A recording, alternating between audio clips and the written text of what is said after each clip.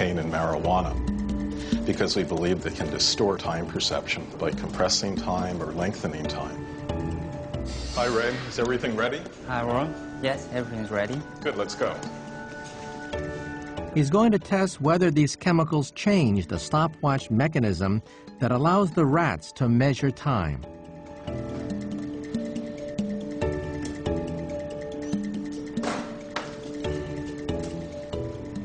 So the rats have had their drugs for about 20 minutes now. As you can see, the marijuana rat is mellowed out. The cocaine rat's gotten quite mad and is trying to escape out of this cage here. And the saline rat is just acting normally. The plan is to give the animals a timing task. The rats have previously been trained to measure time precisely. If the rat presses a lever after 12 seconds, he gets the reward of a food pellet. But if he's too early or too late, he gets nothing.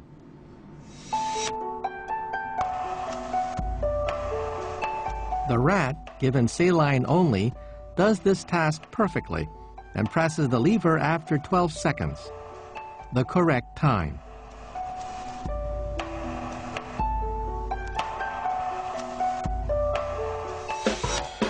Next, the rat on cocaine.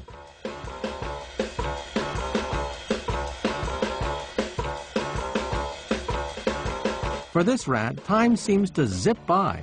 It presses the lever after only 8 seconds.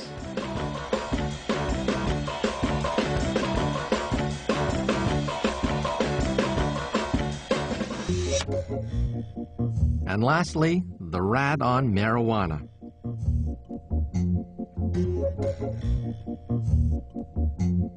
Here, time seems to have ground to a halt.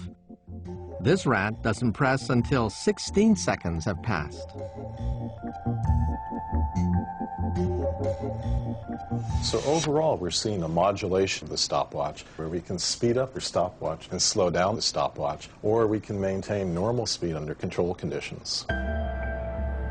So it seems that our very real experience of time speeding up or slowing down can be directly influenced by chemicals.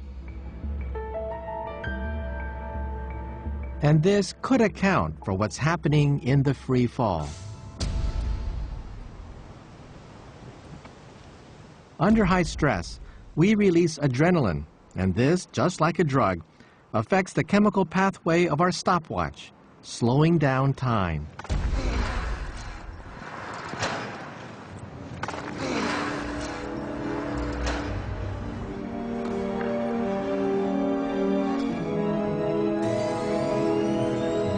It seems that even our sense of time passing, something that seems so much a part of the outside world, is an internal process, a fundamental part of our psychology.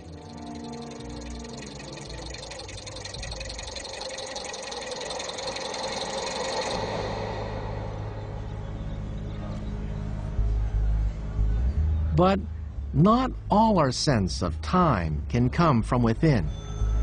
As a physicist, I know that the external world dictates the way time flows. Thank you. I'd like a black coffee. Black coffee, please. And that surely has to have an impact on the way we experience it. In some sense, we are prisoners of time. You can't escape it. You can't jump out of time. You can't stop time. And so then the question is, what is it? One thing we know is that time always marches forward. It never falters or freezes.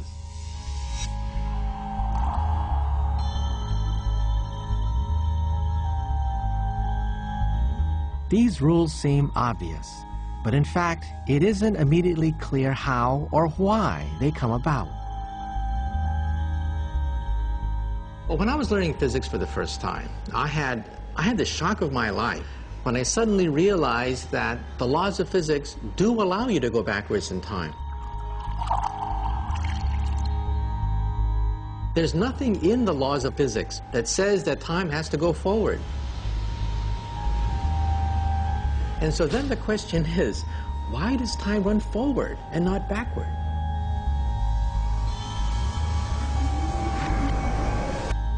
It is possible, technically speaking, that everything could be run in reverse.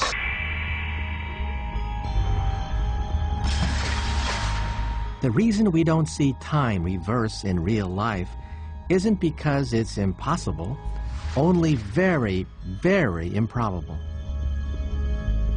So we can't reform a broken cup, or for that matter, undo the memories of it breaking.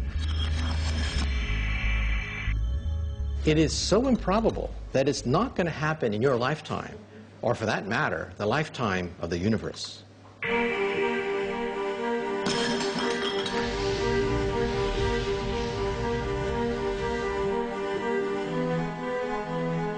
There's a remarkable consequence to this. The past is always fixed in our memories, and the future is yet to come.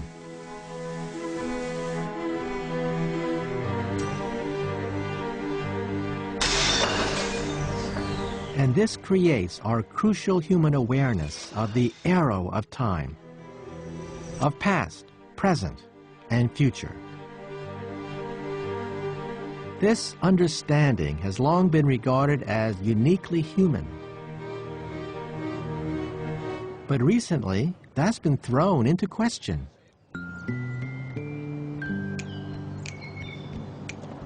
Meet King, the gorilla. Here at Monkey Jungle in Miami, an experiment is underway to find out if King has any understanding of past, present, and future. There is a notion that animals are stuck in the present and cannot think to the past or anticipate the future. The most recent research that we've been doing is investigating King's memory for specific events in the past. So we're trying to see what King can recall from his past experiences. In one experiment, he witnesses an incident outside his cage. Good morning. How are you doing? King's doing good. He's had a great morning. He's been out exercising outside. Looking him over. He looks really good today. Yes, it's very hot. My phone. His keepers want to see if he can remember who was involved. A few hours later, he's shown a gorilla version of an identity parade. King has already been trained on this task, but will he remember which of these people he saw? King, They have high hopes. can you tell me who took your phone? Oh my goodness, Heather took your phone. King chooses Heather, the real culprit. It seems he has remembered what happened, Thank you. until he suddenly seems to think that everybody was involved. The results are equivocal, but his researchers aren't put off. In my opinion, I believe that great apes do have memory, and I believe that we will eventually be able to demonstrate this. But even if they succeed, no one doubts that the most impressive performers of the animal world fall far short of our human awareness of time.